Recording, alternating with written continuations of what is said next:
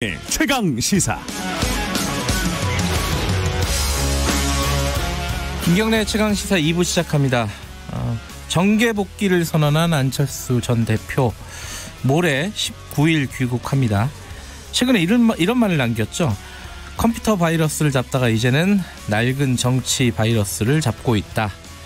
자, 안철수 전 대표 정계 복귀를 하면은 향후 총선 전국에 어떤 변수가 될지 이게 관심을 모으고 있습니다. 안철수 전 대표와 오랫동안 소통을 하신 분입니다. 바른미래당 이태규 의원 연결돼 있습니다. 안녕하세요. 네, 안녕하십니까. 네, 이 1년 4개월 만에 귀국이죠? 그렇습니다. 네, 아마 이제 공항이나 아니면 이제 기자회견에서 첫 번째 메시지를 밝히실 것 같은데 어떤 메시지로 예상을 하십니까? 글쎄, 그거는 이제 본인이 들어와서 직접 하실 말씀인데요. 네네. 제가 그동안 이제 소통한 바에 따르면, 네. 일단 정치를 접고 한 1년 4개월간의 본인의 성찰의 어떤 시간을 가졌습니다. 네. 예, 그 부분의 성찰의 결과에 대해서 아마 말씀을 좀 드리면서, 네. 다시 신중했던 정치를 다시 재개하게 된 배경, 적어도 지금 대한민국이 과연 미래로 가고 있는 것인가. 네. 이런 부분에 대해서 미래와 혁신의 어떤 키워드를 가지고 국민께 드리는 말씀이 있을 것이다. 이렇게 예상하고 있습니다.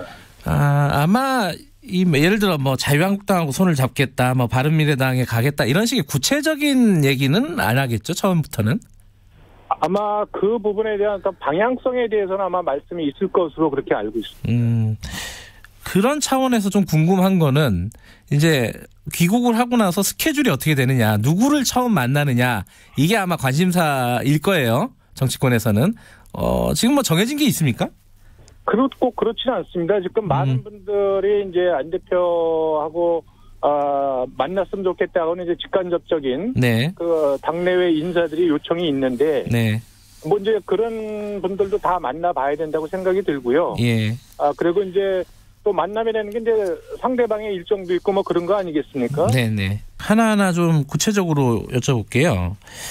안철수 전 대표가 총선 전에 복귀를 할 거라고는 다들 예상을 했습니다. 근데 좀 타이밍상 좀 늦은 거 아니냐, 이런 생각을 가진 분들도 있는 것 같아요. 어떻게 보세요? 지금 시간적으로는 많이 촉박하죠. 예. 사실.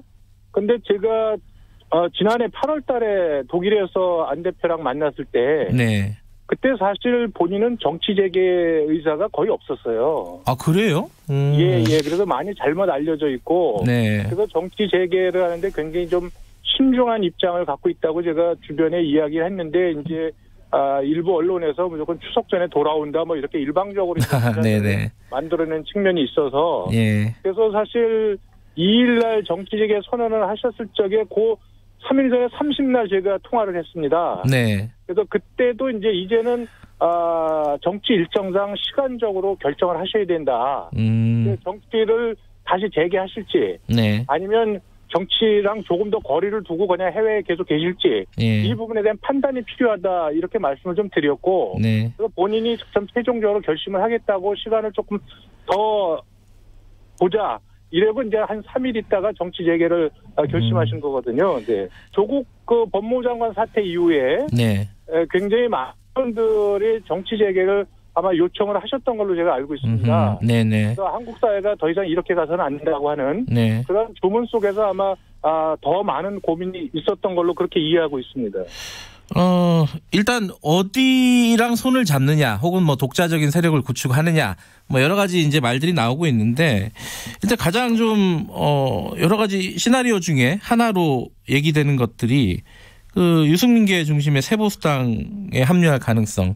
그러니까 지금 이제 세보수당이 자유한국당하고 빅텐트를 논의를 하고 있지 않습니까? 네. 여기에 같이 합류할 가능성은 어떻게 보세요? 저는 현재 그 부분을 제가 단언할 수는 없지만, 네. 안철수 대표의 그 관심사항은 아니다. 예, 왜냐면 안 대표는 본인이 조금 이념과 진영으로부터 좀 자유롭고, 네. 또 자유로워지고 싶은 정치인이거든요. 네. 그런데 이제 이분의 어떤 그 정치적인 노선이나 정체성을 일방적으로 과거에 2012년대는 또 진보라고 해서 진보 진영들이 자기 진영에 대해 이렇게 가둬놓으려고 하는 게 있었고, 네. 이번엔 또 이제 보수 통합이라는 프레임을 가지고 여기 들어와 달라. 네.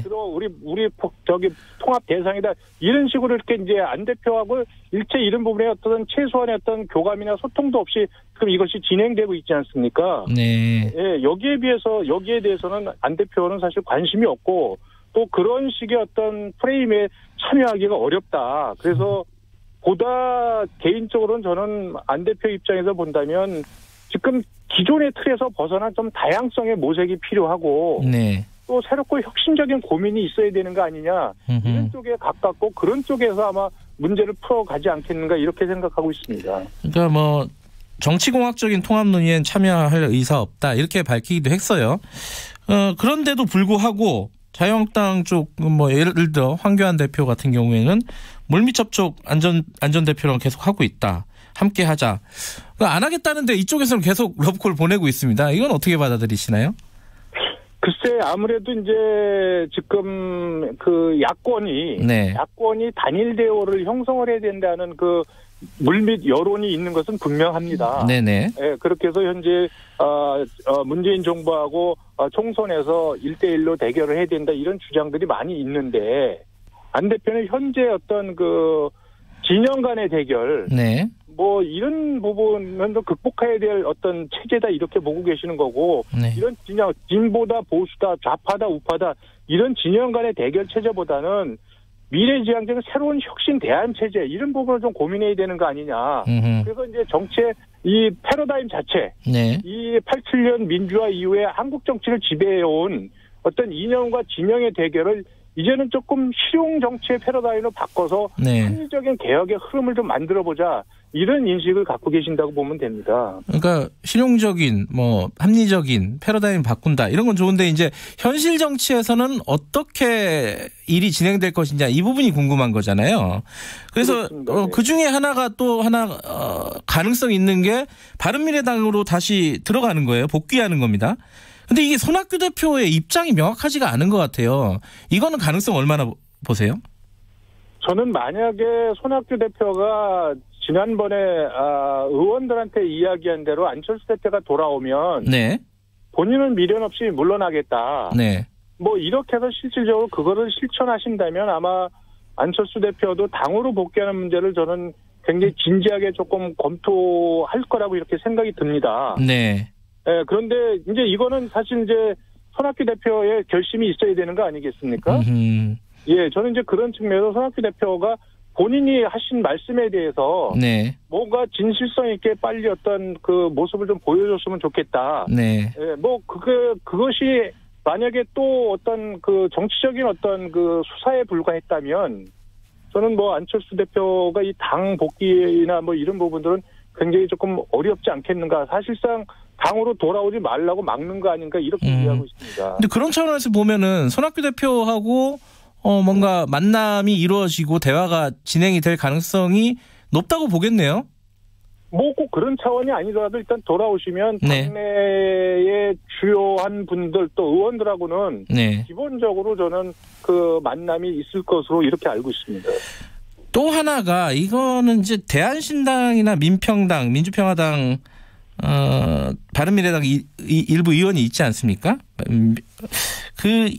이런 분들하고 통합을 한다. 그러니까 이게 약간 지역 기반인데 기본적으로는요. 이 부분은 가능성이 있다고 보세요? 일단 이제 이 대한신당에 계신 분들은 이제 바른미래당을 만드는 과정에서 거기에 이제 반대해서 나가신 분들이거든요. 그리고 이제 여러 가지 반발이나 이런 거에도 불구하고 그때 안철수 대표가 바른미래당을 만들었을 적에는 이 지역주의를 극복해서 동서화합을 좀 추구해보자. 이런 그 본인의 어떤 결심이 있었던 거거든요. 예, 그래서 저 안철수 대표 입장에서 본다면 이제 이념과 진영도 문제지만 이 지역주의 정치 이런 부분은 저는 정치 발전이나 국가 장래를 위해서 극복해야 될 그 정치 혁신 과제라고 생각이 들거든요. 그래서 저는 지역 주민의 정말 어떤 특정 지역의 신뢰를 얻으려면 저는 이런 지역을 대변하겠다 이런 것이 아니라 정말로 국가와 국민적 차원에서의 비전을 제시하고 네. 거기서 호소를 해야 그 지역 주민의 어떤 명예와 자긍심도 높여주는 것이 아닌가 저는 그렇게 이해하고 있습니다. 마지막으로는 이제 신당 창당 얘기가 있습니다. 이게 바른미래당 쪽 그 비례대표들과 합쳐서 신당을 만든다. 뭐 이런 시나리오인데 이게 시간이 좀 부족해요. 이거는 어떻게 보세요? 얼마나 가능성이 있다고 보세요? 뭐 시간적으로 촉박하지만 만약에 불가피한 그런 선택이 있어야 된다면 네. 뭐 그 당을 만드는데 그렇게 큰 어려움은 없을 거라고 봅니다. 다만 지금 어떤 그 분명히 당을 만든다, 당에 복귀한다, 뭐 새로운 어떤 뭐를 고민한다 이런 부분에 대해서는 뭐 여러 가능성을 열어두고 있지만 네. 어쨌든 뭐 어떤 방법이 적어도 정치를 재개하는 데 있어서 국민적인 명분에 맞는가, 네. 또 이것이 미래지향적으로 국민들한테 평가받을 수 있을 것인가, 뭐 이제 이 기존 정치의 변화, 뭐 여기에 대해서 이제 현재 문재인 정권에 대한 어떤 견제, 심판 뭐 이런 것도 포함이 되지만 네. 뭐 그런 부분에서 가장 적절한 정치 공간이 무엇인가에 대한 아마 그 부분에 대해서는 여러분들의 아마 의견을 좀 듣고 네. 같이 공감대를 만들어가지 않겠는가 이렇게 예상하고 있습니다. 알겠습니다.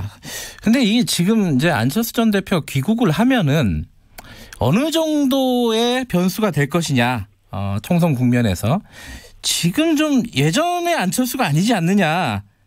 그리고 최근에 여론조사한 거 보니까 비호감도가 1위더라고요. 안철수 전 대표가. 이런 부분에 대해서는 일정 정도 한계가 있다. 이렇게 평가하는 분들도 있던데 어떻게 보세요? 저는 그렇게 평가하는 분들도 일리가 있다고 생각이 듭니다. 그래서 예. 8년 전에 안철수 현상을 불러왔던 때하고 지금은 네. 분명 많이 다르다 이렇게 생각을 하고 있습니다. 네. 네, 그렇기 때문에 저는 안 대표가 정치 재개를 결심하면서 저는 이제 8년 전 초심으로 다시 국민 앞에 서는 것으로 이렇게 이해를 하고 있고 네. 또 다시 정치 재개를 하는데 이것이 정치적인 어떤 성공 뭐 이 문제를 떠나서 적어도 나라와 사회 정치가 이렇게 가서는 안 되는 당위와 소명의식 뭐 이걸 가지고 아마 국민들하고 소통을 해나가지 않겠는가. 그리고 오롯이 평가받는 것은 국민의 권한이고 네. 국민들께서 하실 부분이고 안 대표는 그 입장에서 본인이 진정성을 가지고 최선을 다하겠다. 그렇기 때문에 본인이 돌아오는데 내가 돌아오는 것은 국회의원이 되기 위해서나 대선 주자가 되기 위해서 돌아오는 것이 아니다. 뭐 이런 쪽으로 해서 아니라 본인의 어떤 이 정치를 바꿔서 한국 사회가 좀 더 미래지향적으로 가는 데서 자기의 역할이 있다면 네. 뭐 그 부분에 일단 뭐 최선을 다하겠다 이런 생각을 갖고 있는 것으로 알고 있습니다. 지금 한계를 극복을 해야 된다 이런 말씀이시네요. 지금 말씀을 들어보니까 여러 가지 정치적으로 현실적으로 극복해야 할 과제 난관들이 굉장히 많이 있다고 생각을 합니다. 마지막으로요. 총선 출마를 하게 된다면은 수도권, 부산, 뭐 비례대표 어떻게 예측하십니까? 이 부분은? 뭐 본인은 지금 본인 출마나 뭐 이런 부분에서는 뭐 이렇게 소통하면서 전혀 논의해 본 적이 없고요. 그래요? 예. 다만 안철수 대표가 지난번 이제 서울시장 선거도 사실 대선 실패 이후에 굉장히 지쳐 있는 상태에서 당에서 서울시장 후보가 아무도 없기 때문에 당에서 나가달라고 계속해서 요청을 해가지고 사실 거의 타이에 의해서 이제 당을 위해서 나간 거거든요. 네. 그래서 아마 본인도 이번에 본인의 출마 여부, 지역이든 비례든 이런 부분들은 만약에 어떤 정치 공간이 만들어지면 그 공간 전체에서 아마 그 판단하고 그 결정하는 대로 아마 거기에 따를 것이다 이렇게 이해하고 있습니다. 네, 알겠습니다. 오늘 말씀 감사합니다.